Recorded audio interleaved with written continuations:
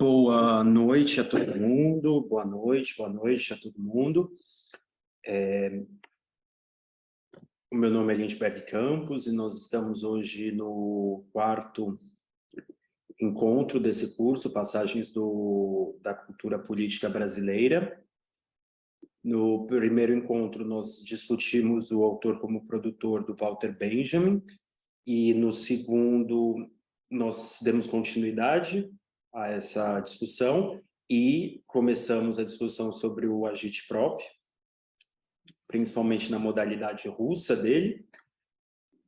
No terceiro encontro, na semana passada, nós dedicamos todo aquele encontro à discussão do agitprop e concluímos, né, digamos assim, nada aqui está sendo discutido na sua exaustão, e eu acho que isso daí é um dos aspectos importantes desse curso, é de mostrar quando as pessoas elas saem falando as coisas, que a gente sempre tem que ficar ressabiado, porque nós estamos perdendo sempre muitas coisas, né?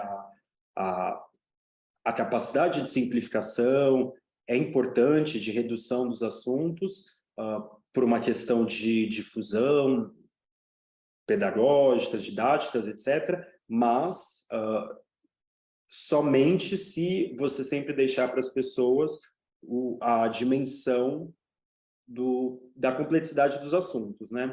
Então, nós concluímos o agitprop na semana passada e hoje a nossa aula será dedicada à ópera Café, do Oswald de Andrade. Oswald, não, o Mário. Bom, o meu celular, eu não sei onde ele está, porque como eu disse para vocês, eu me mudei faz algum tempo, e eu deixei ele em algum lugar e ele vai ficar fazendo esse barulho, eu acho, em algum momento. Então, eu vou ficar de olho para ver se eu achar ele, eu consigo colocar ele no silencioso. Mas eu acho que não vai ser de grande problema. Bom, sem mais delongas, hoje eu gostaria de começar de uma maneira um pouco diferente, tentando escutar um pouco de vocês, se vocês já ouviram falar do Mário de Andrade, o quanto que vocês conhecem ele, se vocês leram alguma coisa dele, se vocês conhecem essa ópera, Café, se já ouviram falar, se já leram, se já assistiram alguma montagem. Aí podem ficar à vontade para a gente partir de alguma coisa que vocês tenham. Muita gente leu, imagina, alguma coisa do Mário de Andrade na escola, geralmente é leitura obrigatória na escola.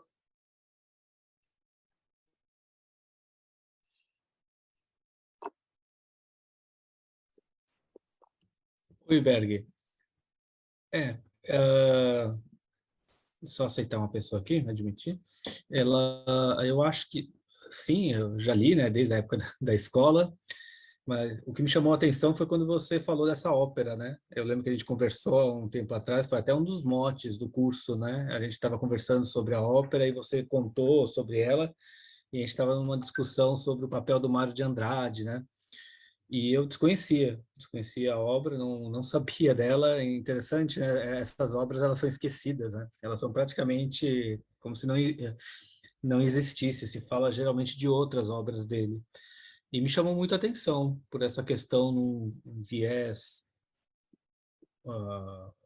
uma questão política sendo colocada claramente ali, né? Uma questão de uma reivindicação e dentro de uma obra dentro dos anos 40, né? Que eu acho que era uma época bem problemática, vamos colocar assim, dentro do cenário mundial, e gostei, assim, acho muito importante conhecer essa obra dele. Até fui atrás de vídeos, eu vi não cheguei a assistir a encenação, né, que teve agora no início desse ano no Teatro Municipal, mas eu vi os comentários e tem vídeos no YouTube, né, comentando também. Não sei se você chegou a assistir a peça. Seria interessante, talvez, contar para a gente como é que foi a encenação dela, assim, até para tentar entender como é que foi esse transplante de uma época, de um retrato de uma época para agora, se teve alguma modificação, se teve algum acomodamento da crítica que existe ali, né, a obra dele. Eu fico curioso, até porque a equipe que trabalha com isso, né, o grupo de teatro, uma parte, é o pessoal do Latão, né, se eu não me engano, do Teatro do Latão, que é bem conhecido por esse olhar mais brechtiano, assim, nos seus trabalhos, né? Eu já fiz alguns cursos ali e conheço a obra deles, mas fiquei curioso para saber como é que foi a própria encenação também. Acho que isso é legal de fazer, né? Talvez ver o Mário de Andrade antes e enxergá-lo agora, em cena e encenado. Perfeito. Bacana. De fato, as duas encenações únicas, duas encenações dessa ópera, que é uma ópera, que eu tenho conhecimento, foram duas, né? Duas montagens, uma nos anos 90, se eu não me engano, começo dos anos 2000, alguma coisa aqui, assim, foi no foi encomendada pela prefeitura de Santos, uma coisa assim, e foi no Teatro Guarani, um teatro antigo, histórico, né, na cidade, ali para quem conhece, na praça ali tem na rodoviária, Praça dos Andrades, se eu não me engano, o nome daquela praça. Quem ficou responsável pela música foi o Paul Reuter, né, o músico. E a peça inteira ela foi gravada, ela está no YouTube. Quem quiser ter acesso àquela montagem, ela inteira foi filmada e está no YouTube. E nesse vídeo aí dessa encenação do café, né, eu acho que foi a prefeitura, eu posso estar enganado, mas porque o início da peça é em Santos, né? Passa no Porto, né? Um porto. Ele não chega a nomear, mas é evidente que é o Porto de Santos. Então, eu acho que é uma das razões para explicar o porquê da prefeitura ter sido ensinado em Santos. E a segunda vez que eu tenho notícia, às vezes ela já foi ensinada alguma outra vez e nós não sabemos, foi no Teatro Municipal esse ano, né? Em comemoração ao centenário da semana de 22, e aí eles colocaram dentro da temporada lírica, não sei se vocês sabem, para quem acompanha, para quem não acompanha, o Teatro Municipal ele tem as suas temporadas líricas, né? Óperas. Temporadas líricas seria mais ou menos a mesma coisa que temporadas de óperas, né? Vem as óperas, normalmente produções estrangeiras, e são encenadas lá e tal, com atores aqui, aí tem todo uma confecção, né, dessa superprodução, porque toda ópera é uma superprodução, né? Começando pelo nível técnico dos solistas, dos cantores, né? É uma produção sempre muito cara, né, as óperas, por conta de uma série de fatores, né? A quantidade de atores, o fato dos cantores líricos. Para você formar um bom cantor lírico, leva muito tempo e demanda muita técnica. Então, há uma série de questões envolvidas aí e que são de fundamental importância para o café, para a ópera do Mário de Andrade. Bom, e é engraçado que eu citei agora que a questão da temporada lírica. Para quem não conhece muito o Mário de Andrade, ele foi além de muitas outras coisas, ele foi quase um polímata. Ele foi crítico de música em vários jornais e tal, tem coletâneas e coletâneas das críticas, tem teses de doutorado, livros sobre a produção crítica do Mário de Andrade. Escreveu sobre folclore, cultura popular, música erudita, foi ele mesmo um músico,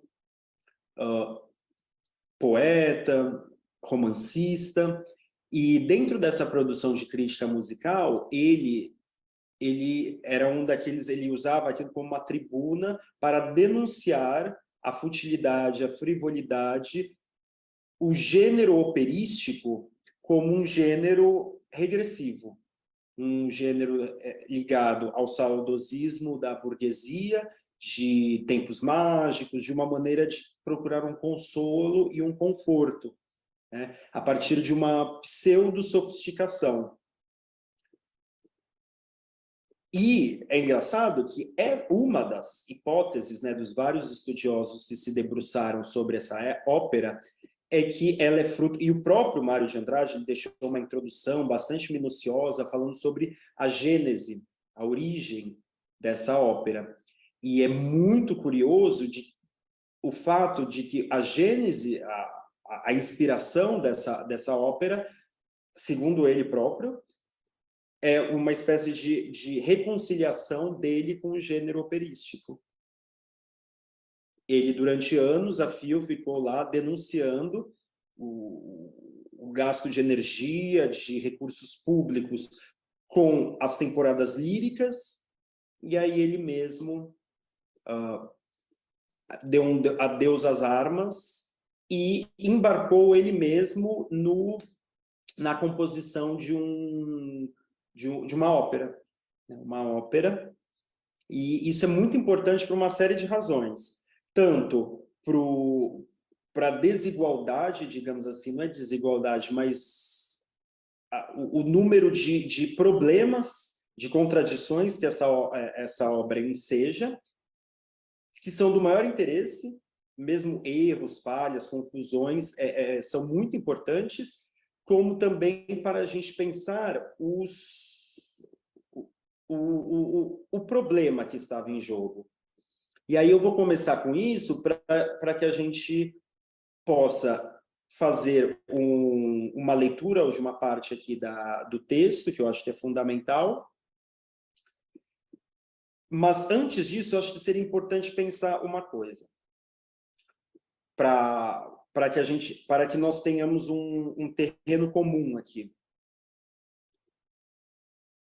Quando nós nos relacionamos com as coisas, com a linguagem, com o mundo de maneira geral, nós temos a impressão de que nós vemos, escutamos, fruímos, nos relacionamos com as coisas, com o mundo, com as outras pessoas, de maneira imediata. Imediata. Como se não houvesse mediações. Como se nós nos relacionássemos com os conteúdos, com o que as coisas são, a substância das coisas, digamos assim, para falar um palavrão, hoje em dia, né? Já que muitos filósofos dedicam a vida para explicar que isso não é um copo d'água, certo? Então, nós nos relacionamos com as coisas de maneira mediada. A própria linguagem, você pode falar uma mesma coisa de diversas maneiras.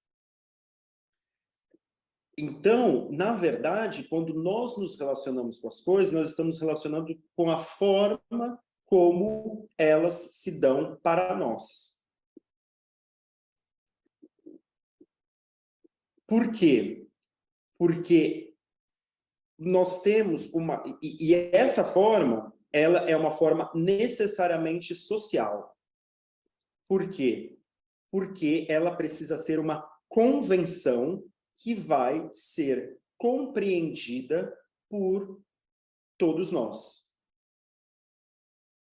Então, voltando, nós pensamos que nós nos relacionamos com o mundo, com as coisas, com as obras de arte, com a linguagem, de maneira imediata, como se não tivessem formas de como a gente faz esse tipo de coisa, que se você está num bar é de uma determinada maneira, se você está numa sala de aula é de um outro jeito, se você está numa entrevista de emprego é de uma outra forma, e isso fica ainda mais explícito nas obras de arte. Por quê? Porque o que é uma obra? O que é uma música? O que é um romance, um poema, uma escultura? É você dar forma a algo que você está, na sua individualidade, sentindo. Ou seja, a sua subjetividade, ela ganha uma inteligibilidade, uma possibilidade de compreensão dos outros através do processo de formalização,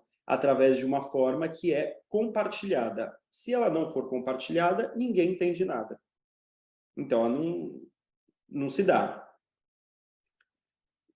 Bom, não sei se isso daqui ficou muito bem claro, mas avançando.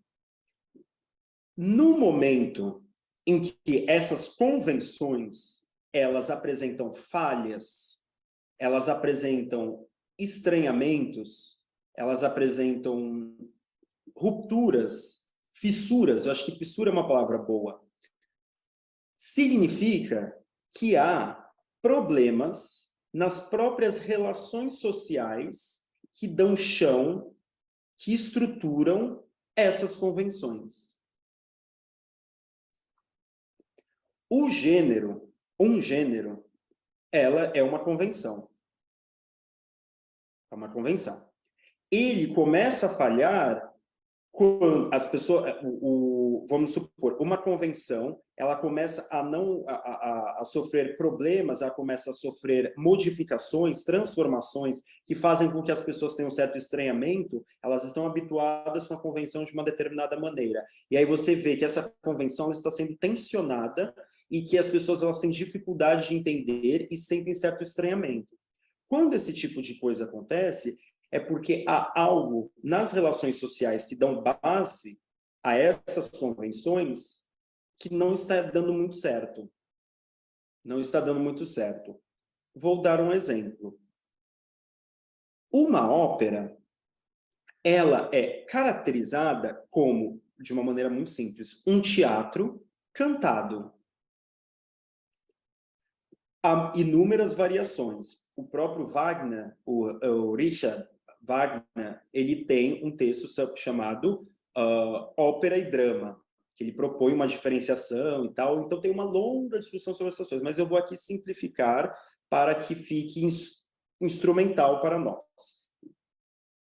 A definição mais genérica de uma ópera é que é um teatro, um drama musical.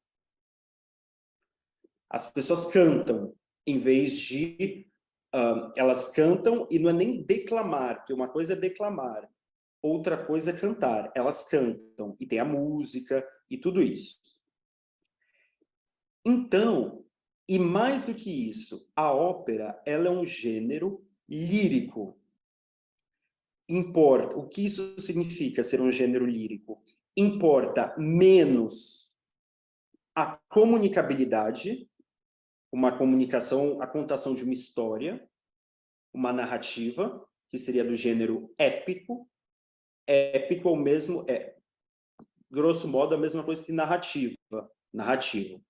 O lírico é um gênero que se importa menos com a comunicabilidade do que com a expressividade, com a expressão de um momento singular, de emoção, sentimental. Daí, o veículo mais utilizado para o lírico ser o poema, mas não necessariamente o gênero lírico, ele só se expressa, só se manifesta através do poema. É que o poema, devido à sua natureza sintética, em poucas palavras, faz com que você consiga fazer com que a expressividade ela seja limitada ao essencial. Já você fazer um romance ou uma narrativa, um conto lírico, já requer muito mais trabalho. Por quê? Porque esses gêneros eles já estão mais próximos, esses veículos, essas formas já estão mais próximas do épico, narrativo. Então, uma ópera, aí isso daí eu acho que vai ajudar ainda mais vocês. Quando vocês pensam numa área, que é uma espécie de solo, em que vem um cantor e canta. Será que eu mostro um exemplo? Tem um que eu gosto tanto. Acho que eu vou mostrar, sim. Mas vamos só terminar aqui, que aí eu dou um exemplo para vocês.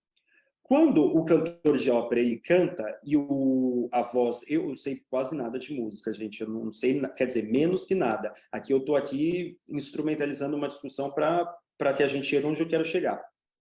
Quando ele canta, o mais importante, quando ele ou ela cantam, o mais importante não é a mensagem, não é o que está sendo dito, mas é a emoção que o ritmo, que o tom, a produção vocálica está gerando na pessoa. Isso é o mais importante do que ela está efetivamente dizendo, o que é muito diferente do drama, do teatro convencional, que o diálogo interindividual entre as personagens é o crucial. Na ópera, o que mais importa é a emoção gerada pela imediatez da música e do cantar lírico, certo? Então, isso é uma convenção do gênero operístico.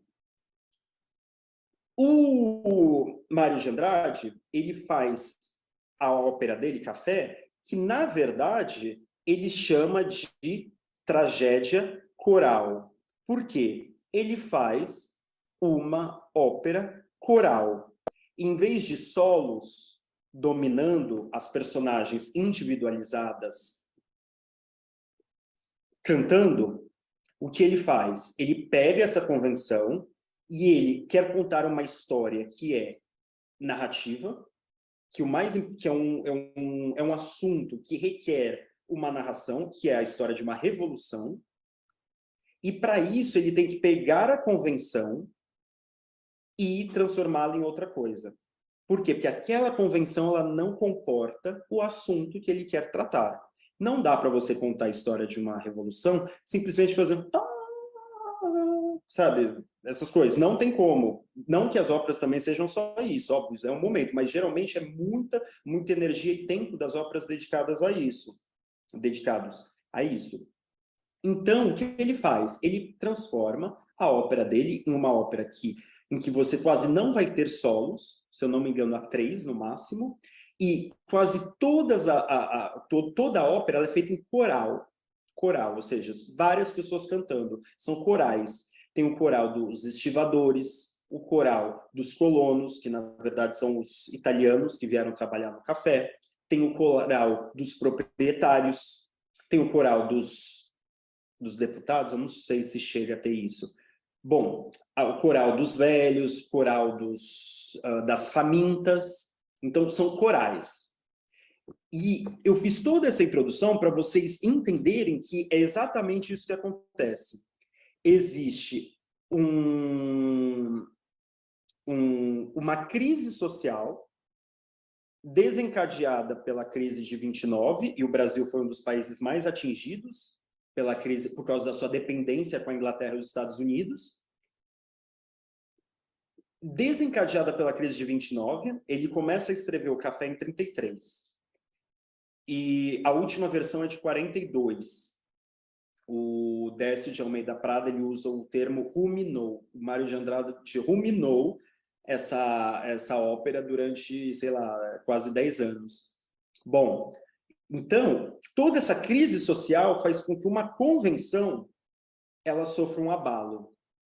É como se fosse um terremoto social, sociopolítico, que cria uma fissura nas convenções. Para usar os termos mais ortodoxos, é como se houvesse um abalo na estrutura econômica que foi sentida na superestrutura. Ok? Por quê? Não por quê, mas o que acontece? Ele queria retratar uma revolução de trabalhadores, imaginária, óbvio, ela não aconteceu, imaginária, 100%, quer dizer, 150% imaginária.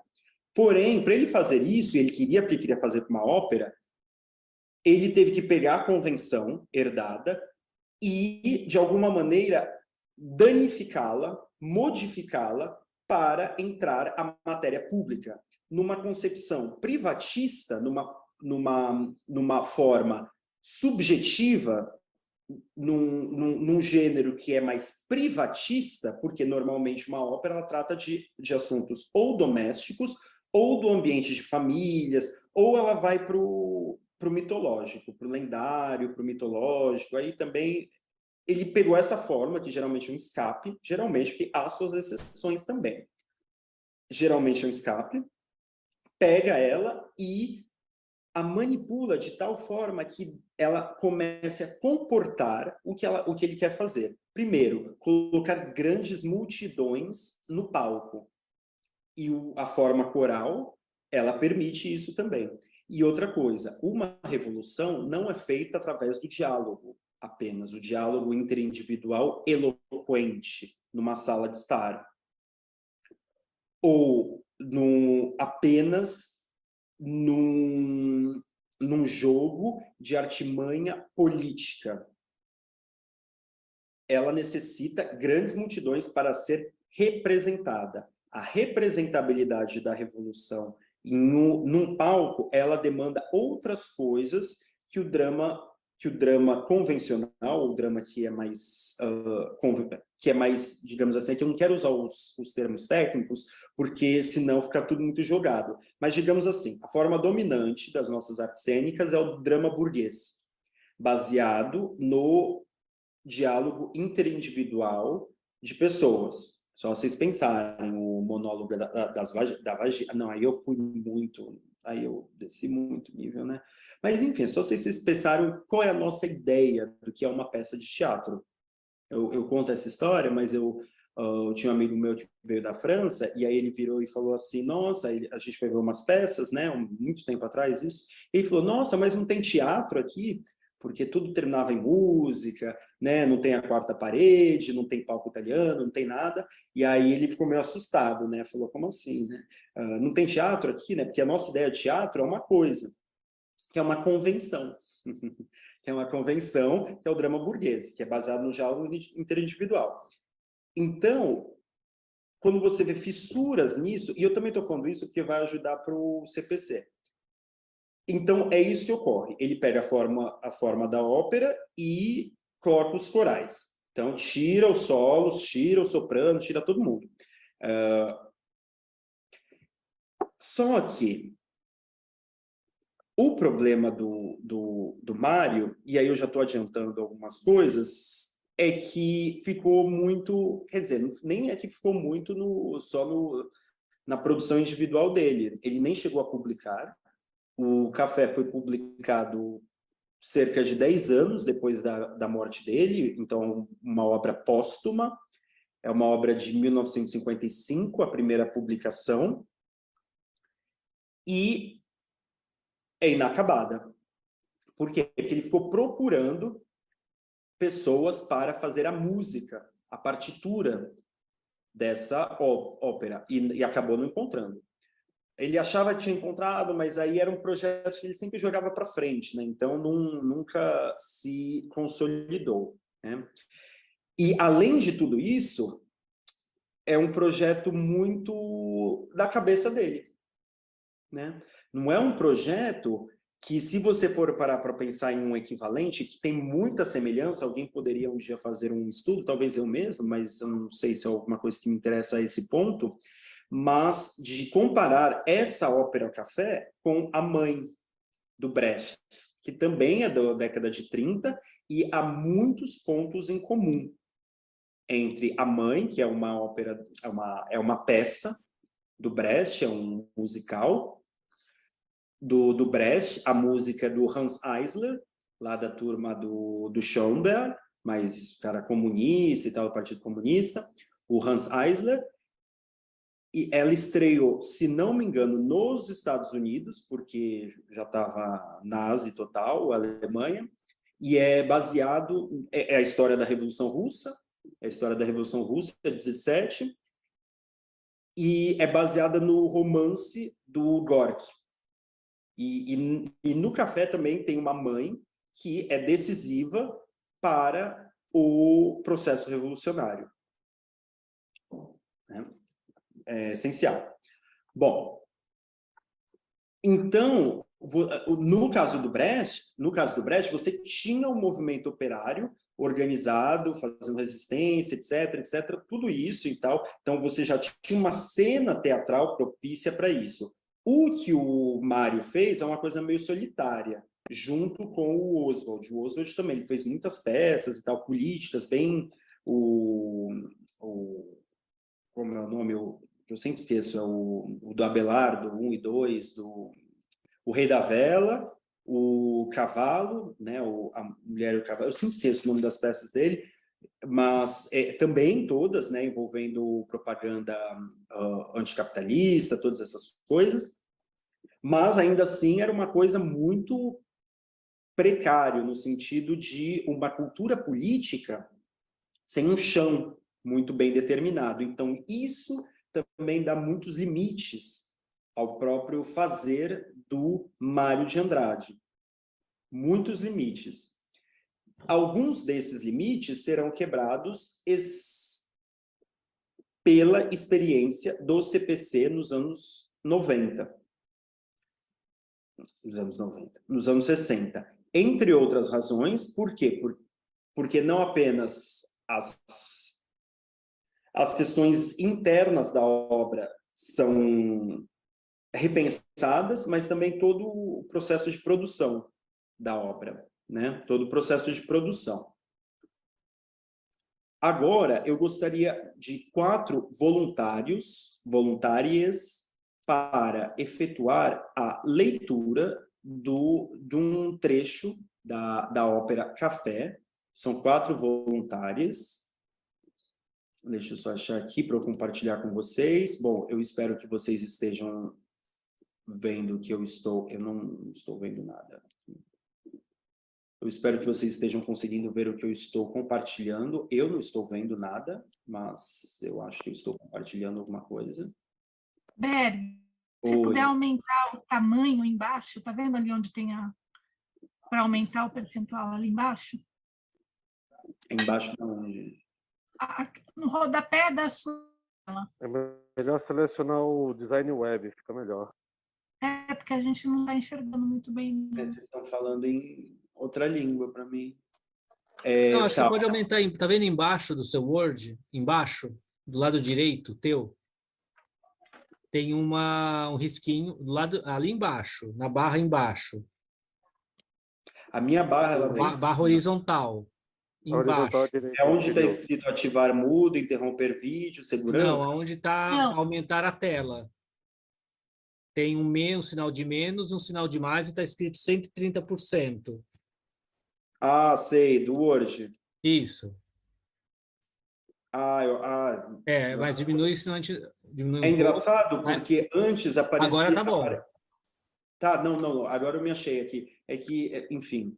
Bom, gente, eu preciso de 4 voluntárias para a leitura. Para eu descansar a minha voz. O Tobias, então, ele vai ser os donos, né? Quem quer ser os colonos? Vamos aí, pessoal. O Zanata. O Zanata vai ser os colonos. As colonas, quem vai querer ser? Estou acompanhando meus filhos numa consulta, que eu estou na sala de espera, então estou com uma certa dificuldade. Quem vai poder ser as colonas? A Eliana. A Eliana vai ser as colonas. A Fábia que tem a voz bonitinha. Tá, pode ser ela, é só na hora chegar e falar. E, por último, os comissários e comissários... E quem que vai poder ser? O Alexandre leva jeito. Se o Alexandre está aí? Não está, o Alexandre não está. Ele está sim, ele só está sem a câmera. É só falar, gente, não precisa ligar nem a câmera. Então, vamos começar? Bom... Só um detalhe, eu fiquei na dúvida se o Zanata vai conseguir fazer a leitura. Eu acho que não. Pelo que então, pode ser você mesmo. O Fábio já está. Vai, Eliana, é você então, tá? Pode. Tá, então, gente, primeira coisa, essa ópera, ela é composta de 3 atos. Vocês estão me vendo ou não? Só para eu... Sim, dá para ver direitinho. Essa ópera é composta de 3 atos, sendo o primeiro no Porto, né, o Porto Parado, o nome, passa no Porto de Santos, onde os estivadores, eles ficam lamentando o fato do Porto estar parado. Há uma mística, há muita mística nessa ópera, mas eu não vou falar sobre isso ainda. Eles estão falando mais sobre o problema desse grão do café, ele ter perdido seu valor, que antes ele garantia comida, agora ele garante a fome dos trabalhadores, né? Então, esse tema da fome, do desemprego, é pisado e repisado, né? Porque o Porto fica parado, né? Em 29, você tem uma crise de superprodução do capitalismo, uma breve nota de rodapé sobre o capitalismo. O capitalismo, ele é a primeira formação social em que a reprodução do sistema e a produção, que se formam uma coisa só, ela é interrompida por questões puramente sociais. Nos outros modos de produção, a interrupção da produção e da reprodução do sistema econômico, do sistema de produção, ela era interrompida ou por uma ordem política. O exemplo que a Rosa Luxemburgo dá é o faraó. Ele queria construir lá uma pirâmide para ele, então ele deslocou os trabalhadores da produção para construir as pirâmides, e aí todo mundo morreu de fome. Mas foi uma coisa que foi deliberada para ele para fazer outra coisa. Ou por questões de intempérie, de questões naturais que estão para além do controle das pessoas. No sistema capitalista, a produção e a reprodução são causadas por razões puramente sociais, no sentido de a produção ela está desvinculada do consumo. Então, a produção ela é feita para a troca.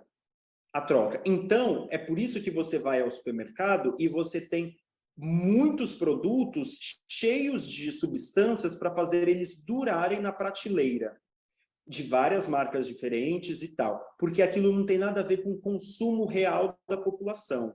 É produzido, e depois descarta, não precisa tudo ser realizado, porque a perspectiva é essa. Então, a crise do capitalismo, elas são diferentes dos outros modos de produção. É uma crise de superprodução. É produzido mais do que a sociedade pode consumir. Daí a deflação dos preços. Os preços caem. Isso aconteceu com o café. Você não tinha mais para quem vender o café. Então, por isso que o porto foi parado, a produção e a reprodução foram paradas, né? Porto parado, e o que acontece é que você tem ali o produto para as pessoas consumirem, só que a produção ela foi voltada não para a produção de alimentos, mas para a produção de uma mercadoria específica para a troca. Então, você tem um momento em que você produz tanto que não tem mais para quem vender. Então, você tem essa crise de superabundância, superprodução. Eu vou entrar um pouquinho mais nisso mais para frente, porque também tem uma questão a ver com a bolsa de Nova York, né? Que você... Tá, vou falar já agora. O que acontece? O capitalismo, nos anos 20, nos Estados Unidos principalmente, ele tem um superávit por conta do comércio mundial que foi interrompido durante a Primeira Guerra Mundial. Os Estados Unidos têm muito dinheiro e as pessoas investem muito na bolsa. E o que é uma bolsa? Muito grosso modo, aqui eu estou barbarizando mesmo. É a emissão de títulos de propriedade de aquisição de lucros futuros. Eu sou uma empresa. Eu emito um título de propriedade, de aquisição de lucros que eu vou produzir no futuro. Tudo bem, até aí tudo bem. Então, estou lá para financiar a minha produção. Só que se lembra que a produção não tem nada a ver com consumo, há um momento que as pessoas elas vão ganhando dinheiro de uma maneira tão fácil que elas começam a criar empréstimos, contrair empréstimos nos bancos para comprar esses títulos que eu estou vendendo para lucros futuros para ganhar mais dinheiro. Chega um momento em que fica a pergunta, cadê todo esse dinheiro? Só tem papéis. Pois é, por quê? Porque os lucros são futuros. Então, os papéis começam a vencer e não tenho o que dar. E outra coisa, eu como empresa, a minha taxa de lucro, ela não acompanha a emissão dos títulos que eu dei. Por quê? Porque a produção está dissociada do consumo. Então, a minha produção ela está muito mais alta e o consumo vai descendo. Então, a minha taxa de lucro ela tende a cair.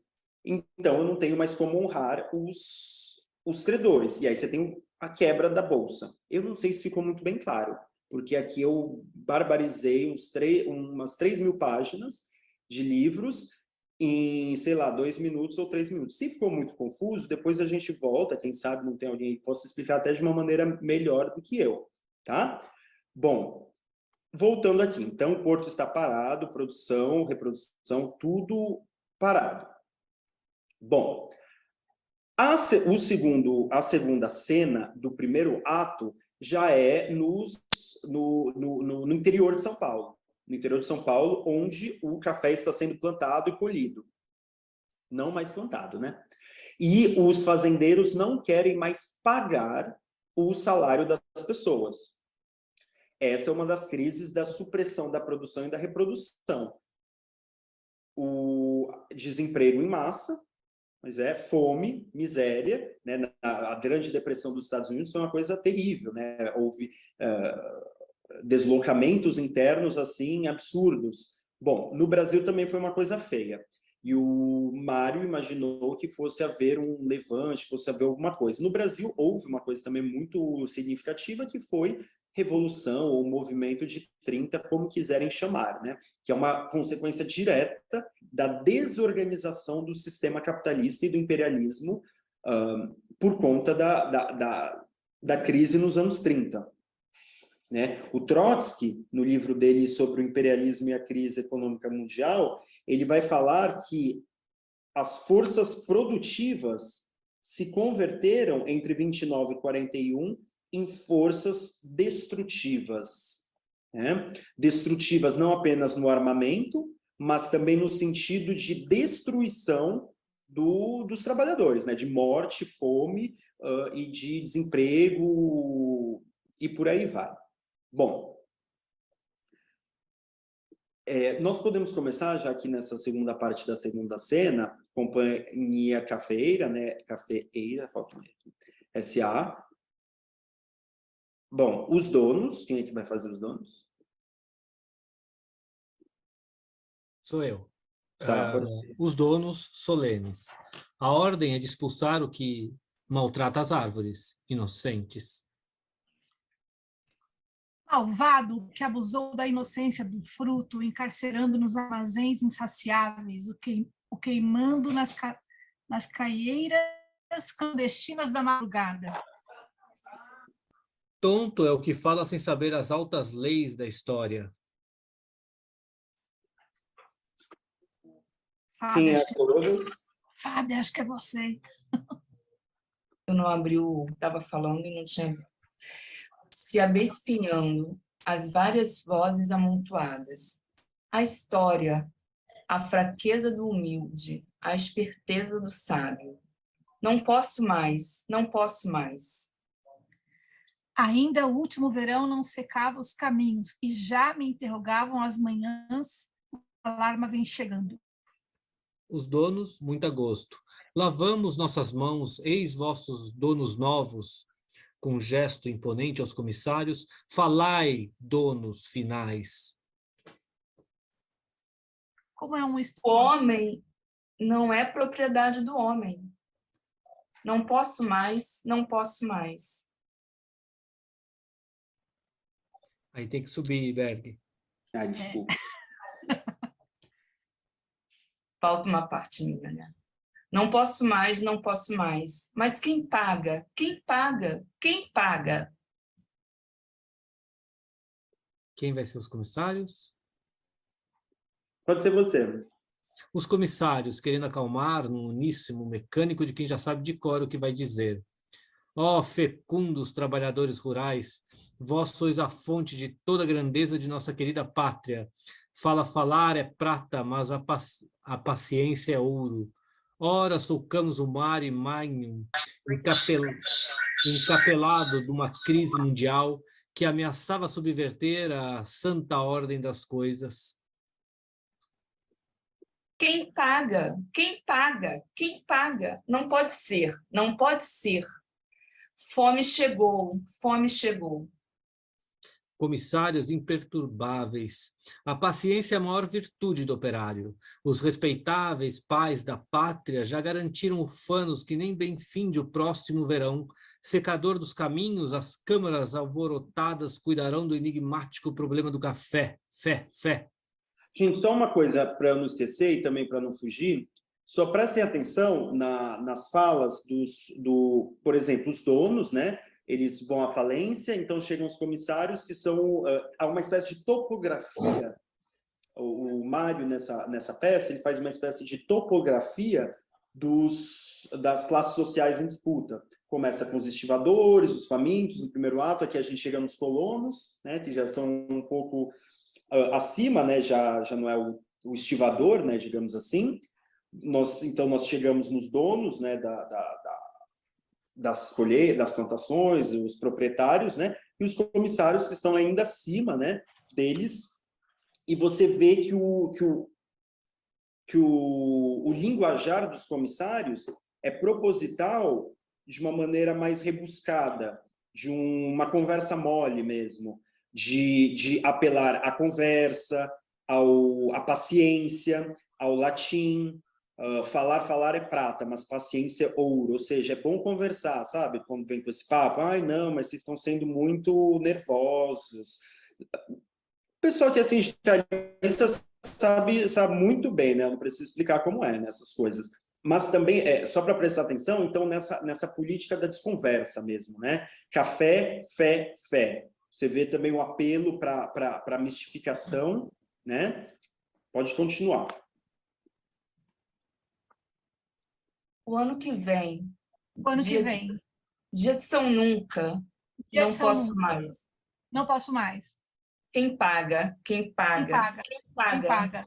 Quem paga? Mas, senhores fecundos, trabalhadores Rurais.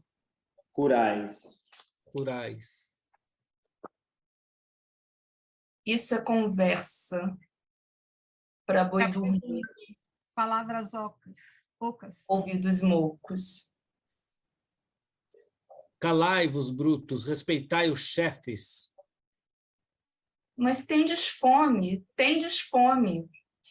Comissários e donos, depois de leve hesitação, mas estamos profundamente tristes.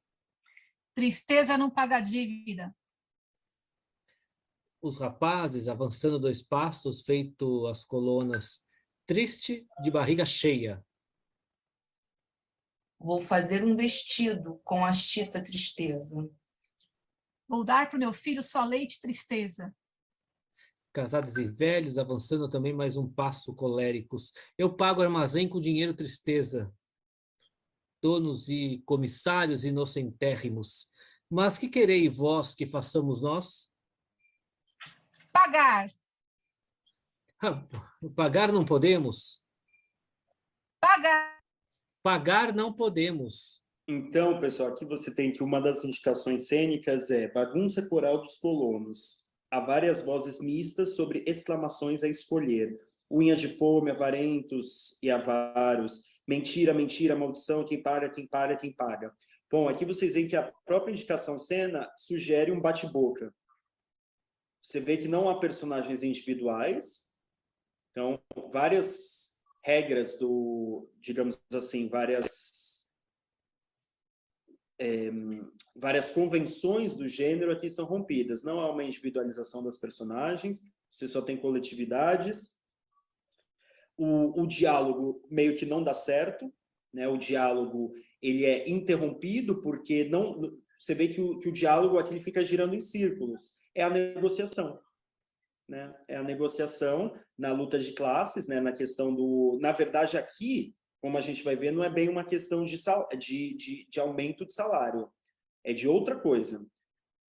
E você vê que quando ele coloca bagunça coral dos colonos, você insere uma espécie de bate-boca que rompe também com a ideia do diálogo, né? Do diálogo interindividual que vai encaminhar alguma resolução para o conflito. Aqui o conflito ele não é resolvido através do diálogo. Isso fica muito claro quando tudo se desmancha numa bagunça das pessoas falando ao mesmo tempo em cena, né? Pessoas falando ao mesmo tempo em cena, na verdade cantando, né? Ao mesmo tempo, falando. Tudo isso é cantado, gente. Não fica muito bom quando a gente fala assim, mas é só para a gente ter acesso ao texto mesmo.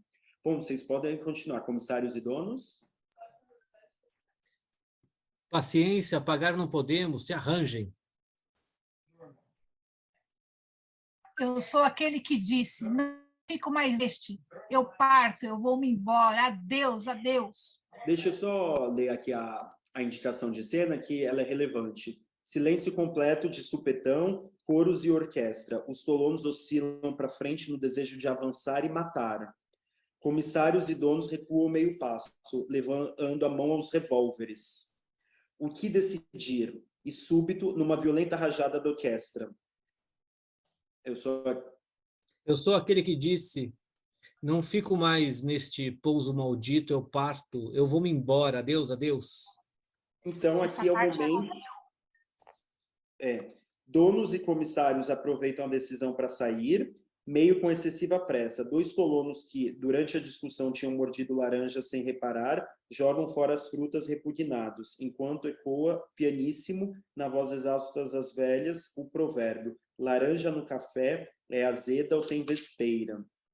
Bom, eu não vou comentar sobre essa alusão ao provérbio, porque ela é mais complexa. Mas aí, para concluir mesmo essa leitura, a gente pode fazer esse coral do abandono, né? É quando os trabalhadores, sem perspectiva de serem pagos, eles abandonam as fazendas, né, em direção à cidade. Aqui é importante essa indicação de cena também, o coral do abandono. A orquestra se acalmou, tristíssima, abatida. Nos colonos imóveis bate nítida a visão de partida. Estão abandonados a si mesmos, né? Quando os trabalhadores não podem mais nem ser explorados, né? Essa que é mais ou menos o que nós estamos vivendo, né? A crise do capital, ela chega a um ponto tal que ele não consegue mais nem explorar os trabalhadores.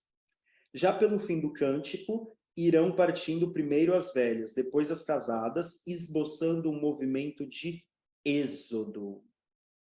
E aqui ele está falando do êxodo rural, que é um movimento crescente, né, na história do Brasil ao longo do século XX, mas que se intensifica com a industrialização nos anos 30 e chega ao completa-se, né, já na segunda metade do século XX no Brasil. Outra coisa, aqui, a religiosidade popular, ela é trazida e posta lado a lado da questão social. Porque vocês devem entender também que essa ópera coral, ela a dicção dela, de acordo com o Reuter, é como se fosse um oratório. Um oratório em que o coro, ele tem essa vertente, ela tem esse acento, né? E as palavras de origem bíblicas, as menções de origem religiosas não são por acaso também. O problema é que a meu ver, aqui um problema é que eu não tenho nada contra essa questão de trazer esses elementos. O problema é que, a meu ver, a questão econômica, ela é eclipsada. Ela é eclipsada por uma questão, tanto pela questão religiosa, quanto pela questão do apelo mais moral, da fome e do desemprego, do desalento, enquanto não tem uma preocupação, e o próprio gênero ele impede isso, o gênero operístico, ele impede uma coisa que o teatro ele já consegue fazer. É de haver algum nível, alguma camada de explicação da crise. Isso está ausente. Isso está ausente. Eu não acho que a ópera ela deva ser descartada por conta disso. Eu acho que é um dado de um momento da cultura política brasileira, porém é um dado que deve ser ressaltado, porque o nexo de identificação com os trabalhadores é de apelo sentimental. E isso daí não tem conversa. E todas as encenações dessa peça deixam isso bem claro. Bom, Tobias, você poderia então ler a parte final desse coro dos colonos, por favor? Sim. Coral Os colonos, coral a 6 vozes mistas. Mistas quer dizer que tem tanto as mulheres quanto os homens, né? Sim. Um tremor me alucina o pensamento. Nos meus pés indecisos vão rolar as estradas. A minha voz, de porta em porta, há de implorar o direito de vida. A cada volta do caminho, na poeira vermelha que me embaça os olhos e apaga minha voz, me sentirei morrer nesta morte ignorada, que o sol dos verões seca logo, e a poeira cobre eternamente.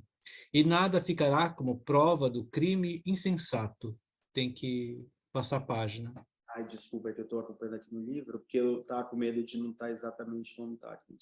No túmulo das estradas estão escondidos milhares de mortos de bocas abertas. Qual a culpa que me castiga na eternidade desta boca aberta? Esta boca aberta a que ninguém responde, boca aberta que o sol dos verões seca logo. Aqui a poeira apaga a voz. Tutti harmônico de caráter ínico. Continuo? Pode, por favor, Ana. Povo sem nome das terras aradas, tu vais morrer na poeira das estradas. Mas uma voz te mandará do espaço, a lei maior te fataliza o braço. Muitas vezes a gente se revolta, não que falte a paciência de lutar, muitas vezes a gente se revolta por incapaz de não se revoltar. Muito obrigado, Tobias. Então, esse daqui a gente acabou de ler a segunda cena, né, do primeiro ato. E eu gostaria só de, então, antes da gente voltar para uma análise mais estrutural da obra, dar uma olhada aqui. Há de implorar o direito de vida, né? Eu gostaria de enfatizar essa passagem, porque aqui, por mais que seja um poema, né? Um poema, nós estamos diante de um poema, então o princípio é a expressividade, são as imagens, são o sentimento e emoção que é carregada, que é disparado pela textura das palavras, pela imagética que é erigida. Então, essa parte, por exemplo, há de implorar o direito de vida. É exatamente aqui que nós vemos as consequências muito objetivas de uma crise do capital, né? Uma crise do capital em que você vê que em meio a uma grande abundância, de uma superprodução, você vê que a vida ela é colocada em xeque. As pessoas passam fome, elas precisam migrar, elas não têm nem direito ao ser explorado. E aí ele traz todas essas imagens, né, desse caminhar pela terra roxa, terra vermelha, né, para chegar até a cidade. E todas as dificuldades, né, e a morte sempre uma coisa onipresente, a morte, né, como uma possibilidade muito concreta como desfecho, né, uma tragédia, ou desfecho dessas pessoas. E, por último, só aqui, essa última estrofe, né, muitas vezes a gente se revolta, não que falte a paciência de lutar. Eu acho isso muito engraçado, muito curioso, talvez se alguém quisesse falar alguma coisa sobre, ele está contrapondo revolta a lutar. Eu achei isso daí muito, muito interessante, muito curioso. Muitas vezes a gente se revolta por incapaz de não se revoltar. Ou seja, aqui é mais ou menos quando a revolta, a revolução, ela se torna uma coisa, não é uma questão da vontade das pessoas. De novo, a gente voltou para essa questão. É uma coisa que as pessoas não têm mais saída. Essa que é a necessidade social que ela é colocada quando irrompe um processo revolucionário. Evidentemente que o processo organizativo da luta, da revolta, é fundamental, mas sem essa determinação, essa necessidade social, tudo meio que fica no voluntarismo, né? E eu achei curioso essa contraposição entre revolta e lutar. Muitas vezes a gente se revolta, não que falte a paciência de lutar, né? Talvez o lutar como uma luta mais cotidiana, uma luta mais concreta, específica, imediata, e a revolta é quando acaba mesmo os canais de diálogo. Eles ficam entupidos de tal sorte que o que fica é a transição do lutar, que é uma palavra ainda ambígua, né? Quando um pelego fala, é só a luta muda a vida, né? Um bordão. Lutar pode ser qualquer coisa, né? Mas a revolta aí já envolve, já está em um campo semântico muito mais determinado, né? Talvez a minha primeira leitura seria nesse sentido. Esse processo é interrompido porque no terceiro ato, e aí eu vou parar aqui de compartilhar com vocês, no terceiro ato nós temos uma cena muito engraçada, que é a parte cômica, digamos assim, da ópera. E eu acho que isso é muito bem-vindo, essa parte que é a Câmara Balé. É uma cena, é um ato que se passa na Câmara dos Deputados. Esses trabalhadores chegam lá e é muito engraçado porque ele faz as indicações cênicas para fazer como se fosse um circo, como se fosse um balé, uma coisa assim, uma coisa quase carnavalesca mesmo.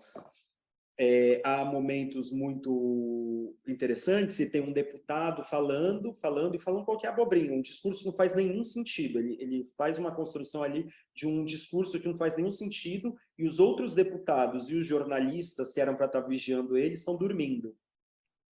Tem um momento que um deputado pede a palavra e ele começa a falar da ferrugem das panelas, né? Nós temos que criar uma lei para acabar com a ferrugem das panelas, nós temos que denunciar isso, não sei o quê, né? O típico discurso do político totalmente só querendo encher linguiça, né? Falar de qualquer coisa inútil, aí alguém se destaca da plateia e fala, mas como assim a gente vai falar de ferrugem da panela se não tem nem o que cozinhar? Então, a parte é a veia cômica ali, satírica do Mário, que entra ali com bastante força. E, para nós continuarmos, eu gostaria, então, de mostrar, só para vocês para que a gente tenha mais um elemento antes de nos encaminharmos para a conclusão por hoje, de um clipe, né? Um clipe que o Teatro Municipal fez da última montagem da Ópera Café. É 1 minuto, nem isso, talvez. Então, acho que vale a pena para vocês verem algumas indicações cênicas e mais ou menos como é que o Mário, ele faz. O Mário, uma das características da obra dele é de você alimentar os materiais do popular, da cultura popular brasileira, do folclore, com as técnicas do erudito. Então, é como se os materiais da cultura popular, eles são muito resistentes, né? Quando a gente fala material, a gente fala de material mesmo, entendeu? Não é essas palhaçadas, é material. E o material, quando você vai trabalhar com material, o material é resistente, ele oferece uma resistência para você. E o material é um dado social também. Quando ele pega o material da sociedade, como o folclore, o provérbio ali da laranja no cafezal, tudo isso oferece uma resistência. E aí ele usa o erudito para tentar não dissolver essa resistência, mas para tentar transformá-los em uma solução diferente. Isso daí é uma característica dele. Só você pensar o Macunaíma, né? Isso fica muito explícito, né? E nessa ópera também. Eu vou tentar mostrar para vocês. Eu espero que vocês estejam conseguindo ver que é uma cena. Estão, né, vendo? Não? Oi? Sim. Sim, Tá. sim.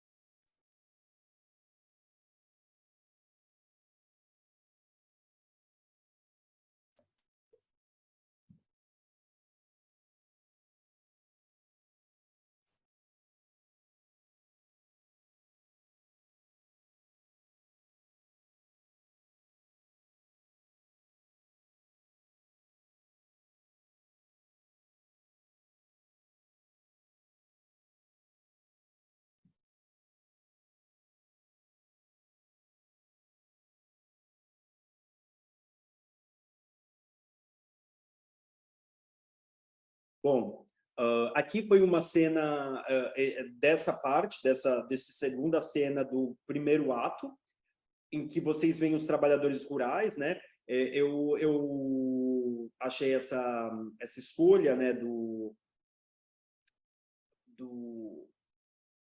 da montagem muito feliz, por conta de uma série de coisas, mas principalmente pela interpretação, né, dos realizadores, né, dessa montagem, de você trazer elementos populares, como a palma de terreiro, né, que está presente em muitas expressões culturais populares, notadamente a capoeira, o samba e etc.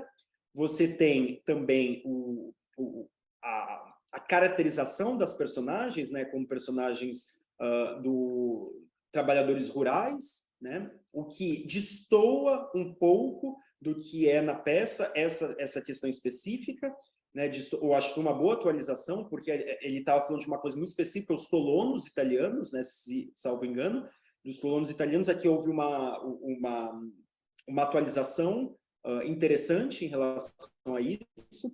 Se vocês forem ver, aqui você tem alguns elementos que estão içados, né, eles estão içados, e às vezes eles descem, às vezes eles sobem. Por quê? Porque essa peça também ela tem um espírito modernista. No texto a gente não consegue ver isso muito bem, mas no comentário que eu vou fazer aqui brevemente, isso daí fica muito evidente. Por quê? Porque tem um caráter muito onírico, muito inverossímil nessa. Tem muitas características expressionistas nessa ópera do Café. Tem uma deformação sonhática, digamos assim, a deformação do próprio processo mental de produção dos sonhos, né? De novo, é uma revolução imaginária. E então essa característica da produção cultural modernista dos anos 20 e 30, ela foi instrumentalizada, ela foi redirecionada para criar uma liberalização da energia criativa, né? Bom, isso. E aí, para concluir mesmo, eu gostaria de fazer um outro comentário sobre a ópera. Bom, então, o material do Café que nós temos são os materiais, né?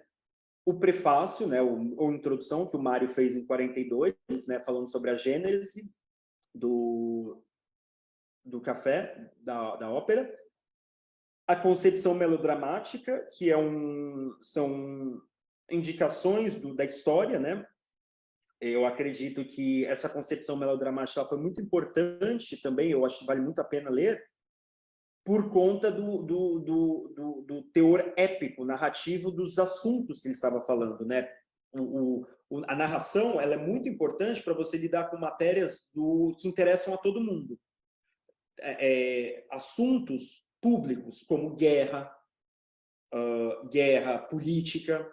O lírico é um gênero normalmente utilizado para expressar os sentimentos pessoais, o âmago da alma em algum determinado momento, em um instante fugaz, rápido, né?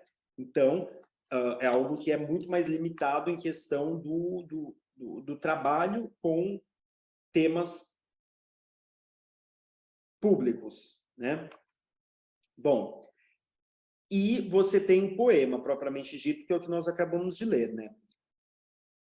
Então, já falei que foi de 55. Bom, o Café, então, possui 3 atos, sendo os 2 primeiros formados por 2 cenas, cada um, e o último somente uma. Ao longo desse percurso, há por volta de 23 números musicais, quase todos corais, e apenas 2 ou 3 solos, normalmente curtos. Os coros, via de regra, trazem as vozes das classes sociais em disputa, os estivadores, as famintas, os donos, os colonos, os comissários, as operárias, os revolucionários, etc. Todas as cenas recebem títulos, a saber, a primeira cena se chama Porto Parado, a segunda, que nós acabamos de ler, Companhia Cafeeira S.A., 3, Câmara Balé. 4, o Êxodo, né, quando eles estão indo para a cidade, para começar mesmo a revolta. E o último, o Dia Novo. O Dia Novo, né, é uma expressão, né, o Homem Novo, o Dia Novo, é uma expressão muito comum dessa época, né, dos anos 30, principalmente com o engajamento dos escritores. Na semana que vem, para arredondar e fazer uma transição em relação aos anos 60, eu vou citar apenas algumas questões da caracterização do que ocorreu nesses anos 30, que eu acho que é muito importante, para que não fique muito solto. Hoje eu acho que foi importante a gente fazer esse trabalho mais de perto com o texto, para vocês terem um pouco do gosto da obra em si. Então, no ato 1, temos 4 grupos corais. O primeiro a entrar em cena é o de estivadores de um armazém de café no Porto de Santos, queixando-se da perda de valor do café e do desemprego. Logo depois, surge um coral de mulheres famintas anunciando uma suposta decisão. Finalmente, irrompe um coral misto, unificado sob o signo da fome e da desnutrição. Já a segunda cena, que a gente acabou de ver, se passa no interior de São Paulo, mais precisamente em uma fazenda da Companhia Cafeeira S.A., onde há corais dos proprietários e dos trabalhadores, aqueles tentando enrolá-los para não pagar o que lhes devem, e estes últimos se cansam da desconversa, do bate-boca e partem. O segundo ato, e é engraçado essa coisa do êxodo, né, dessa relação com os escravos, né, porque o êxodo também, na linguagem bíblica, há toda uma cena que se chama êxodo, mas a palavra vai aparecendo, né, que é a libertação dos escravos. Porém, ninguém levou eles, né? Os levou como aconteceu com o Moisés, né? Isso é um dado interessante. Bom, o segundo ato começa na Câmara dos Deputados, em clima farsesco, circense e um tanto quanto carnavalesco. Um deputado faz um falatório sem nexo, enquanto deputados e jornalistas dormem, facilitando golpes e falcatruas. Quando o deputado da Ferrugem sobe à tribuna para fazer um discurso sobre a ferrugem das panelas, um estivador o interrompe gritando da galeria: "Para que falar em ferrugem de panela se não tenho o que cozinhar?" Há um breve solo de uma mãe que contrasta com a balbúrdia de canto e dança do balé da Câmara, até que um policial chega para levá-la. Na cena 2, desse segundo ato, estamos em uma estação de trem, onde os colonos aguardam o transporte para levá-los do interior. Eles cantam uma lamentação sobreposta a uma espécie de anúncio da vingança da terra. Isso é uma coisa que eu não vai dar para a gente explorar muito, mas essa peça ela é carregada de temas místicos. Inclusive, uma coisa que era muito cara para o pessoal da antropofagia, que é essa coisa do nascimento, morte e renascimento, né? O próprio, ele trabalha até com a dimensão do grão de café, como um renascimento, né? E como se fosse um anúncio de vingança da Terra, desde o nível da vingança de Gaia mesmo, da maneira como a natureza foi subjugada, e os seres humanos estariam se reconectando com a Terra para extirpar o invasor, né, o capital, como uma artificialidade que põe em xeque essa própria vida, né, como a gente viu ali, né? Por fim, então, eles anunciam a vingança da Terra. Por fim, no último ato, escutamos as emissões de um rádio anunciando a chegada de um novo tempo. Lutas revolucionárias convulsionam todos os lugares, o ritmo acelera e a atmosfera de confusão passa a predominar a cena, misturando cantos corais, gritos, estrondos e a voz do rádio. O rádio ele vai anunciando o que está acontecendo na Revolução, né? Lembrando que o rádio, gente, é uma coisa muito dos anos 20, né? E ele foi utilizado por muitas forças políticas, como agora, né? Como a internet é utilizada. É uma dessas tecnologias disruptivas.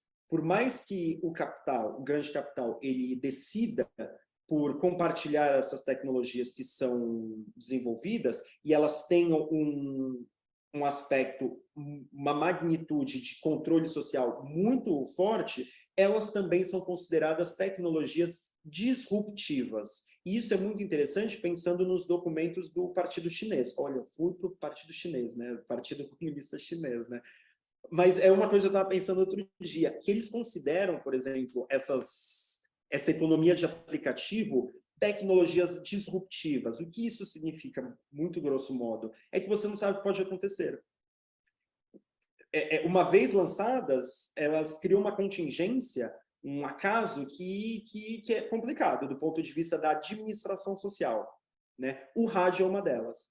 E nessa peça, nessa ópera, o rádio ele é fundamental, porque ele é o primeiro meio de produção cultural, mas ainda assim, que é tomado. E logo em seguida são os correios e o telégrafo, né? E ele vai anunciando as conquistas da Revolução, né? Ao término, vemos a vitória sobre o governo, a exaltação do café como fonte de vida e a promessa de libertação. Como sabemos, a primeira redação de Café data de 33, a segunda de 39 e a última de 42. A escolha do gênero operístico certamente salta aos olhos tanto dos leigos, afinal, onde já se viu a história de Pés Rapados ser veiculada por um dos gêneros mais ilustres da modernidade, quanto dos mais familiarizados com a trajetória do autor. O próprio confessa que essa escrita é fruto de uma espécie de reconciliação com o gênero após anos a fio ridicularizando as temporadas líricas que chegavam a São Paulo ao longo dos anos 20. Entretanto, em vez do desfile de solistas, temos uma ópera coral. Sim, isso mesmo, uma ópera quase que totalmente cantada em coro, ou seja, coletivamente. Aqui já nos deparamos com uma encrenca do maior interesse crítico, pois indica uma solução para contornar a contradição entre o conteúdo social ou público da Revolução Vitoriosa e a forma individual ou privada. Tal contradição é crucial porque indica uma fissura na convenção. Algo na sociedade mudou e fez com que as velhas formas já não dessem conta da nova matéria a ser elaborada. Há uma resistência dos materiais que dificulta a formalização por meio das normas estabelecidas. Não se deve esquecer, sob penas de cairmos em alguma reificação do trabalho de Mário, que tanto a crise de 29 quanto a Revolução ou o movimento de 30 pressionaram o Teatro Nacional a escapar dos limites da comédia de costumes, ou seja, as minúsculas crises domésticas já não davam conta dos anseios morais e artísticos nascidos com a Revolução e a radicalização política em escala planetária. Isso aqui é uma coisa também, é um diagnóstico que o próprio Décio de Almeida Prada faz no livro dele do Teatro Moderno Brasileiro, o Teatro Brasileiro Moderno, dos anos 30. Né? O que acontece nos anos 30 é isso, né? A forma do drama burguês, ela entra em crise, né? Ela entra em crise, mas essa crise só vai se expressar mesmo nos anos 60. Nos anos 60, que aí vai ser uma coisa consciente. Aqui é uma coisa ainda, digamos assim, semiconsciente. E não tem um movimento por trás que dê amparo para aquilo. Por quê? Porque o Partido Comunista, ele não estava apostando em movimentos de massa. Isso aí sempre está em perspectiva. Porém, o principal do Partido Comunista, a aposta dele era nos militares. Então, aqui é um momento muito diferente do momento dos anos 60.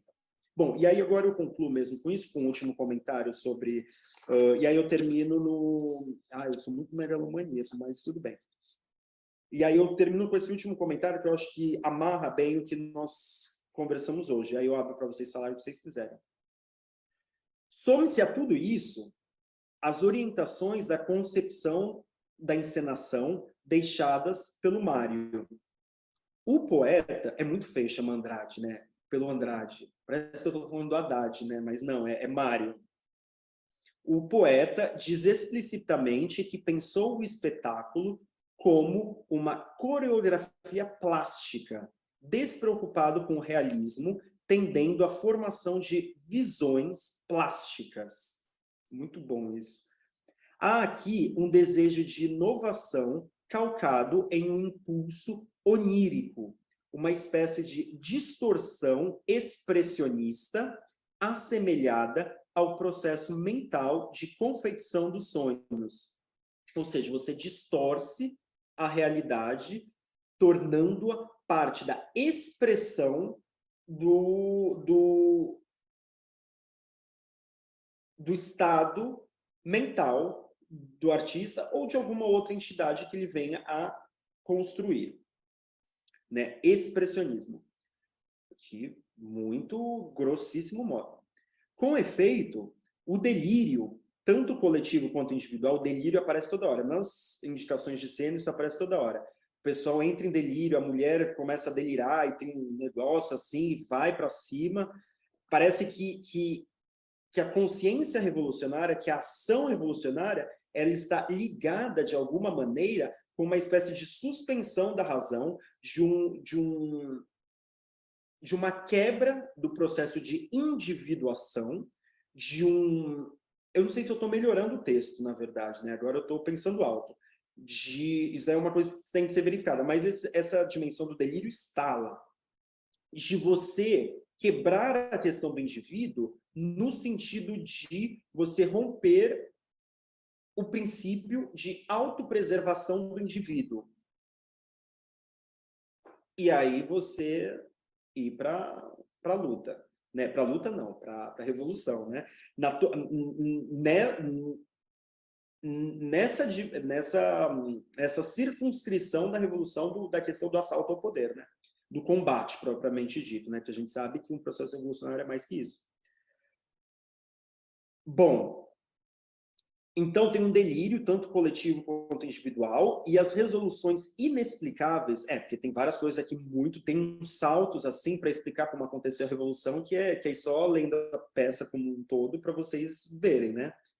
E as resoluções inexplicáveis são constantes nessa obra e próprias ao gênero operístico também, né? Tem uns saltos aí que você fica, que isso, né? Isto parece ter a ver com a conquista da liberdade criadora. Aí eu vou citar aqui uma fórmula de um artigo sobre o Macunaíma, da Simone Ruffinoni, que ela está falando sobre o Macunaíma, mas que serve aqui para o nosso negócio. Ela fala assim: a conquista da liberdade criadora ancorada na desrealização como princípio antimimético por excelência, no caráter dessacralizador e na apreensão muito peculiar da voga irracionalista que marcou algumas das mais influentes e radicais tendências da arte moderna na Europa. Então, esse é assim, muito brevemente, gente. A Primeira Guerra Mundial, ela foi muito traumática. Então, era natural que as pessoas de grande inteligência, elas quisessem se afastar de tudo aquilo que representava aquela dita civilização, que estava se autodestruindo. Nós precisamos ir para uma coisa anterior a isso ou uma coisa depois, ao mesmo tempo. Tudo isso, você coloca em parênteses e vê o que veio antes e vê o que pode vir depois. Então, você tem uma rejeição completa à racionalidade técnica, aos princípios de meios e fins, etc. Uma série de coisas das convenções burguesas. Então, há tanto um recuo regressivo, quanto uma visão, uma aposta no futuro. E independentemente do que nós possamos dissertar sobre essas apostas, sobre algumas miragens que estavam sendo, algumas ilusões que estavam sendo cultivadas ali por essa arte moderna na Europa nos anos 20 e 30, e 10 também, o que serve para a gente aqui é essa conquista da liberdade criadora ancorada na desrealização como princípio organizativo da obra. Então, o fato de você propositalmente atacar a verossimilhança, abandonar certas prescrições realistas, gera uma liberdade. Foi? Então tá. E aí eu concluo com isso, que, ao que parece, há aqui um tipo de operação de liberação em relação às amarras da verossimilhança, redirecionando a implausibilidade das formas tranquilizadoras das classes abastadas consumidoras de óperas frívolas ou míticas para um propósito de encorajar e cantar a revolta dos de baixo. Entretanto, não se pode perder de vista que este experimentalismo formal estava subordinado a um princípio organizador da obra de Mário de Andrade como um todo, a saber, a produção de elementos moldados na tradição erudita e popular. A fórmula pode ser pensada nos seguintes termos. E aí eu cito novamente a Ruffinoni no artigo dela sobre o Macunaíma. A ancoragem no folclore... O artista erudito é aquele capaz de ouvir o canto do povo e transfigurá-lo. A ancoragem no folclore e o filtro erudito, reelaboração erudita da matéria poética popular, ou reconfeccionando as fontes da cultura popular pelas lentes da arte de vanguarda. Bom, então, basicamente, é isso. Na Ópera Café, isso é realizado de maneira bastante explícita, inclusive, né? Essa reelaboração da matéria popular pelas lentes da vanguarda. Eu espero que isso tenha ficado mais evidente. No final da peça, da ópera, isso fica ainda mais evidente quando o rádio começa a falar. O verso é abandonado, mesmo que seja o verso livre, né? É abandonado, a rima, tudo isso, é abandonado pela prosa. O rádio, ele é a prosa. E aí o texto, ele abandona o verso e embarca na prosa, e é uma prosa já no estilo do Mário, do Oswald, de todo esse pessoal, né? Aquela prosa mais cheia de umas pontuações meio doidas, um monte de neologismo, as palavras entrecortadas e tudo isso. Então, existe todos esses elementos, né, que eu gostaria que eu ressaltei, e na semana que vem a gente só arredonda isso e já parte para o CPC, tá? Então é isso, pessoal, estou à disposição de vocês, se quiserem fazer comentários, perguntas, perdão por ter passado um pouco da hora. Só uma pergunta, Berg, o texto do CPC você tem ele digitalizado? A mais-valia vai acabar, né, seu Edgar? Eu tenho o livro, saiu pela edição popular, da Expressão Popular. Eu tenho o livro. Eu não sei se... Eu não tenho o PDF, eu acho. O PDF eu não tenho, mas talvez haja na internet. Não, tudo bem, senão a gente procura aqui e coloca. Agora, uma questão sobre esse Mário de Andrade que compôs a ópera. O que leva ele a ter... Você acha que houve uma mudança nessa trajetória dele, ou é um caminho que levou ele para discutir essas questões bem no final, no final meio abrupto da sua vida, né? O que leva a essa mudança? Porque tem algumas pessoas que colocam até o Mário de Andrade dentro daquela lógica. Era na semana de 22, o pessoal de São Paulo, houve muita essa crítica esse ano, né? Colocada por algumas pessoas. É uma visão muito paulistocêntrica, esses modernistas, mas ao mesmo tempo você tem esse Mário de Andrade da ópera O Café, que há uma continuidade, há uma ruptura, ou não tem nada a ver, essas pessoas estão viajando? Não, eu acho que não, nunca. Tem que criticar mesmo, tem que ir para cima das pessoas, Não tem vaca sagrada. No Brasil, a gente tem muito essa coisa, mais do que em outros lugares. Todo lugar tem, mas no Brasil tem muito essa coisa de vaca sagrada. Não pode machucar as vacas sagradas. Para mim, não tem vaca sagrada nenhuma. E olha que o Mário é uma delas, das mais sagradas. Ainda mais aqui onde eu estudei, onde eu moro. É a vaca sagrada, aliás. Bom, mas eu não vejo como ruptura nenhuma. Eu vejo a obra do Mário como tem essa coisa da consciência, é um pouco mais do que essa coisa da consciência social, mais do que uma consciência política. Eu acho que é o Décio de Almeida Prado. Eu separei até aqui que ele falou sobre o café. Ele compara o Mário com o Oswald. Nessa época dos anos 30, as peças do Oswald com as peças do Mário. E ele ressalta que a ópera Café ela é social e que as peças do Oswald elas são políticas. Eu acho essa diferenciação muito complicada.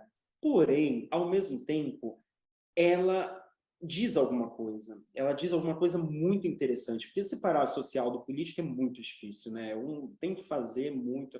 Mas, ao mesmo tempo, nesse caso específico, ela é interessante, porque se vocês pararem para pensar, inclusive o trecho que a gente viu, existe mais um apelo social do que propriamente uma disputa política. Porque quando chega na parte mais propriamente política, de disputa com os proprietários ou na Câmara, ele já foge para outras coisas, já foge para a sátira, já foge para apelo da fome, essas coisas. Então, não tem política propriamente dita. O que tem é mais essa questão do olhar social. E isso é uma coisa que perpassa toda a obra do Mário. No próprio Macunaíma, quando o Macunaíma ele chega na cidade, ele já se defronta com uma série de coisas. O Pietro, o gigante, ele já é um empresário, um industrial da Itália, né? O italiano industrial. Então, eu acho que é uma coisa muito coerente. Outra coisa é a gente falar sobre o projeto da elite cafeeira. Sim, aí eu, particularmente, eu tenho toda uma discussão sobre isso. Eu não sei se a gente deveria abordar isso ou se há tempo para isso. Eu vou ver, na medida do possível, se dá para a gente abordar isso na semana que vem, porque eu acho uma coisa muito interessante, aliás. Há um livro que eu recomendo fortemente, que é o... Será que vai dar? Não, não vai dar. Eu sempre esqueço a ordem, né? O nome horrível de livro que a gente não memoriza, né? É Tejo, Tietê e Sena, ou Sena, Tejo, Tietê, Tietê, Tejo, Sena, Sena, Tietê, Tejo, não sei o quê. É um livro de um professor da Unicamp chamado Carlos Berriel, saiu pela Unicamp, foi a tese de doutorado dele. Basicamente, ele analisa a obra do Prado, é o Paulo Prado. O Macunaíma, ele é um livro dedicado ao Paulo Prado, e ninguém conhece o Paulo Prado. É engraçado isso, é uma figura meio invisível, né? Mas ao mesmo tempo ele é muito interessante. Esse livro é muito bacana para quem se interessar por essas coisas, sobre a relação da produção cultural do modernismo de 20 com a elite cafeeira. É muito bom, talvez eu traga uma coisinha assim só para dar uma pincelada, ver algumas das vacilações e das hesitações do Mário à luz dessas discussões, das relações deles com as elites cafeeira, essa questão do estilo, do gosto, do abandono do realismo, etc. Eu acho que é muito interessante. Eu acho que isso aí é bem bacana. Só paulistocêntrico. Talvez, né? Não sei, eu tenho que escutar mais o que a pessoa fala, não sei exatamente o que ela quer falar com isso, né? Paulistocêntrico. Se a pessoa faz alguma coisa no Ceará, ela é ceará-cêntrico, o rapaz lá, eu esqueci o nome dele, que faz filme no Pernambuco, ele é pernambuco-cêntrico? Não sei. Não sei o que isso significa. O que eu sei é que no Macunaíma, o Brasil, ele é dissolvido num grande uma coisa só. O Macunaíma, uma hora ele está na Amazônia, outra hora ele está em São Paulo, outra hora ele está no Rio, outra hora ele está na Bahia. Através desse princípio de desrealização, de você criar uma estrutura irracional mesmo no romance, não ter essa preocupação com a verossimilhança, ele constrói um só Brasil. Ele dissolve a geografia, né, as coordenadas geográficas, e constrói um só Brasil. Olha que interessante. Eu não sei, eu acho que é uma coisa a se pensar, né? Talvez pensar melhor o que é esse paulistocentrismo. Bom, Júlio, espero que tenha conseguido responder sua pergunta. Oi, pessoal, boa noite novamente. Alegria de novo aí estar com vocês. Não, então, eu queria comentar algumas questões, eu acho interessante do Mário, dentro do nosso projeto, lembrando que a gente está num sindicato, mas também aberto a quem não, eventualmente quem não é do Serviço Público Federal aí. Uma coisa que sempre me passou pela cabeça é visitar a casa do Mário, né? A gente, mas coletivamente. Uma coisa é a gente individualmente, outra coisa é construir coletivamente. Eu acho que seria bem interessante enquanto atividade cultural, né? Não sei se desdobramento desse curso, mas eu acho visitar ali a casa do Mário na Lopes Chaves seria uma parte interessante para a gente fazer. Em relação eu acho que essa concepção do Mário, ele sintetiza bem a parte estética dele, a concepção estética.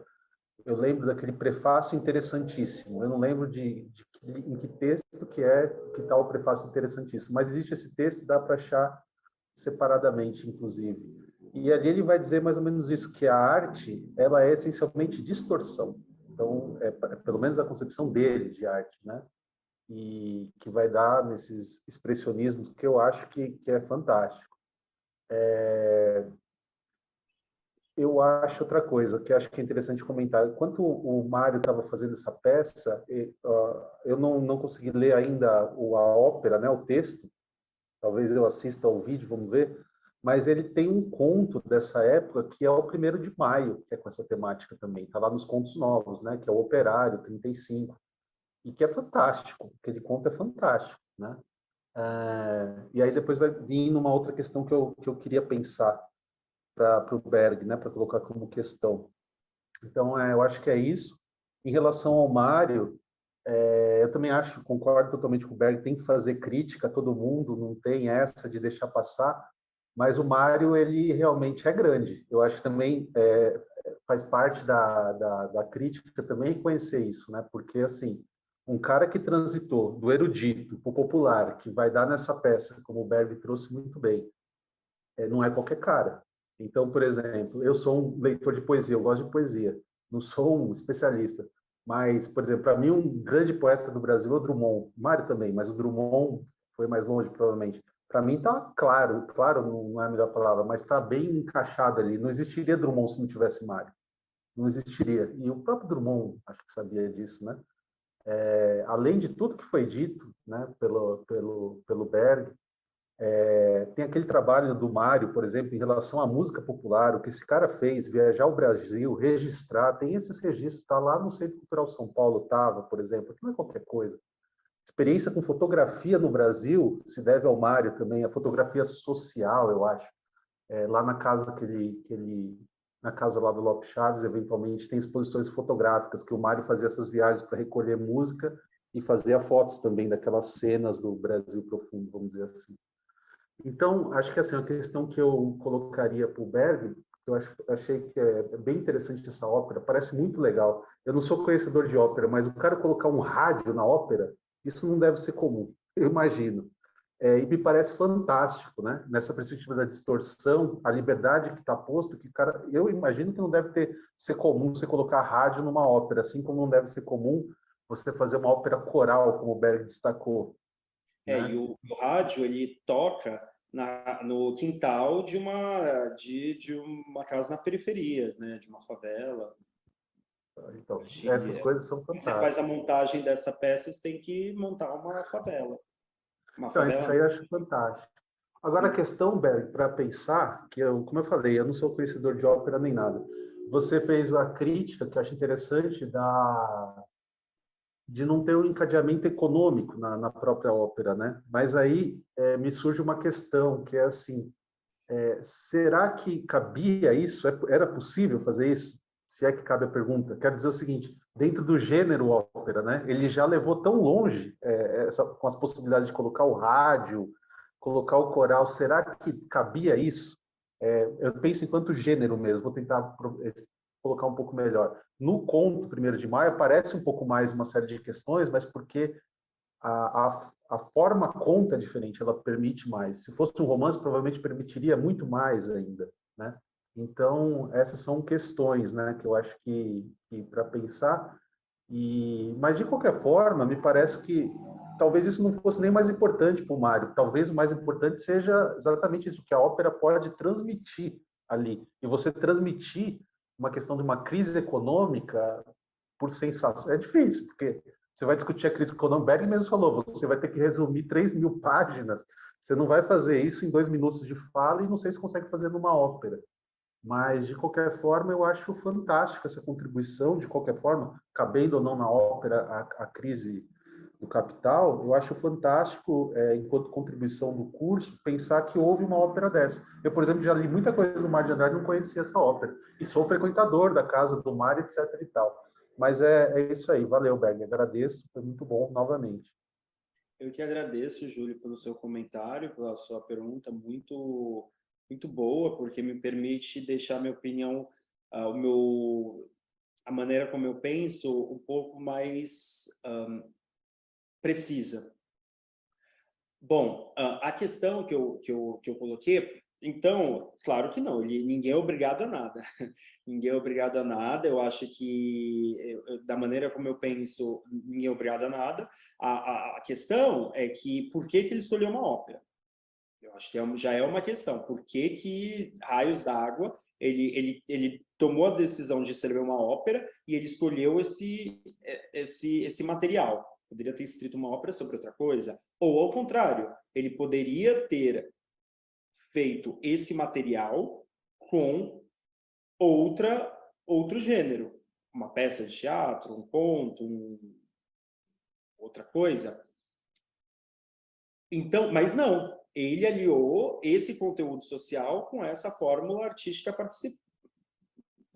particular. Então, a tarefa do crítico é realmente ver o que deu certo, o que poderia ter melhorado para fazer o negócio avançar, né? Para a gente aumentar o nosso conhecimento sobre a própria obra e também abrir a oportunidade para outras coisas emergirem, né? Para além do que o Mário conseguiu fazer. O nosso desafio, sempre quando a gente lida com os clássicos, a meu ver, é conhecê-los e tentar fazer alguma coisa, ir além do que eles fizeram. Então, isso é o mais difícil, né? Fazer alguma coisa além do que eles já fizeram, que já é um grande desafio. Então, o que eu vejo, a meu ver, é que, de fato, a escolha do gênero da ópera colocou uma série de limites para a empreitada dele. Por quê? Então, essa ópera ela foi mais para ser um espetáculo. Ela não tinha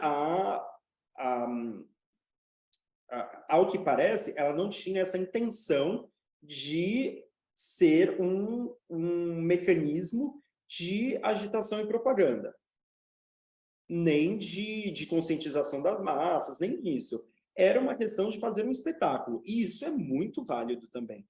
Essa aqui é a questão. Porém, a gente pode também fazer essa crítica, tendo em vista também os desdobramentos da cultura política brasileira. Que sim, essa peça é incrível, é algo muito relevante no panorama cultural brasileiro dessa época, principalmente, muito desconhecida, uma peça quase novinha, as pessoas conhecem muito pouco.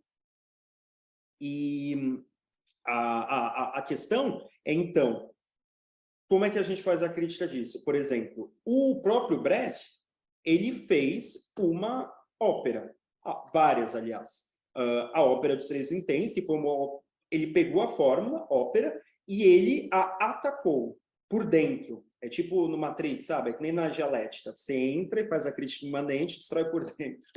É que nem no Matrix, né? Que o Neo entra lá no carinha e destrói ele por dentro. Bom, ele fez uma ópera pegando todas as convenções da ópera e subvertendo-a e redirecionando, refuncionalizando o gênero prestigiado e contaminando-o com outras coisas, né? Então ele fez uma operação ali muito impressionante. O Mário, ele não fez isso. O Mário, ele quis, de fato, tentar fazer um casamento entre o conteúdo social que ele queria expor e não explicar, expor, e o gênero. Então, a ideia dele era menos subverter o gênero do que acomodar uma coisa na outra. E isso tem o preço que nós estamos comentando aqui, que vira uma coisa mais de espetáculo, de você consumir uma obra de arte, como foi agora que foi montada no Municipal. Todo mundo foi para ver a obra e tal, e também é legítimo. Então, é mais nesse sentido que eu falei isso. Eu acho que ele não era obrigado a nada, mas é uma coisa que falta de um ponto de vista de uma cultura política. Como é que a gente pode avançar em relação a isso? Obviamente que é uma ópera, é uma obra de arte, ela tem seu limite no sentido explicativo, mas o próprio elemento explicativo, ele em si é um elemento vanguardista. Ele em si é um elemento vanguardista porque geralmente a concepção burguesa é que a obra de arte ela tem que evitar essas coisas. E também é um desafio formal. Como é que você consegue aliar a experimentação formal com alguma dimensão explicativa, que é a questão do agente próprio, né? De você conseguir aliar explicação de uma coisa mais complexa com uma mensagem mais simples, né? Dar uma imagem a algo que é só conceitual. Então, isso daí não tem no café, não tem. Mas eu acho injusto descartar a ópera do Mário por conta disso. Óbvio que não, a gente só está constatando uma coisa que aconteceu. Eu acho que isso daí foi o que eu quis dizer. Então, é mais nesse sentido, né, da gente ficar aqui elucubrando sobre coisas que deram certo, coisas que a gente acha que não deu certo, coisas, mas nunca, jamais sair cancelando as coisas, né? Eu acho que não é por aí. Nem achei que você falou nesse sentido que eu tenha dito isso. Muito obrigado.